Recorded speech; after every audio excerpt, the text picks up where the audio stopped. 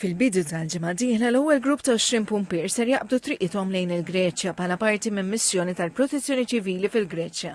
Fl-aħħar ta' Lulju jintbagħat it-tieni kontinġent ta' 20 pumpier dawn ippartu mal-ewwel grupp ta' pumpiera bit-tieni kontinġent ikun f'Malta fis-16 ta' Awwissu.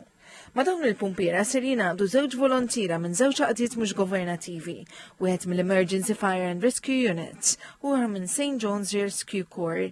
Bħalissa nofs il-Greċja hija b'alert massimu minħabba l-possibilità ta' nirien ikkaġunati minn mewġa qawwija ta' sħana, nixfa u nuqqas ta' ilma. Ma' TVM News, id-Direttur Ġenerali tad-Dipartiment tal-Protezzjoni Ċivili, Peter Porcolero, qal li din l-operazzjoni ser tkun iffukata fil-belt ta' Patras. Irrimarka li d-Dipartiment tal-Protezzjoni Ċivili diġà bad bil-baħar diversi inġenji li ser jintużaw minn pumpiera Maltin fil-Greċja. Li f'termini ta' protezzjoni ċivili aktar sensittiva għax ikun hemm nirien ikbar, jiġifieri ċertament żgur illi dak ix-xogħol li għamilna s-sena li għaddiet kien apprezzat minnhom u ndunaw anke bil-ħiliet tal-pumpier Malti. U tawna żona li hija iktar sensittiva għalihom ngħidu hekk. Il-Ministru għall-Internu s-Sigurtà Byron Camilleri qal li din ser tkun ir-raba' operazzjoni internazzjonali f'sentejn mid-Dipartiment tal-Protezzjoni Ċivili.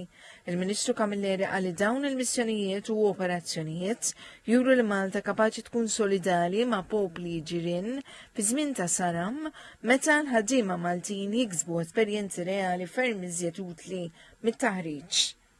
Qal li qed isir investiment sostanzjali fid-Dipartiment tal-Protezzjoni Ċivili u l-ħaddiema tad-Dipartiment huma tant imħarġa li qegħdin jintalbu jassistu wkoll f'operazzjonijiet barra minn Malta.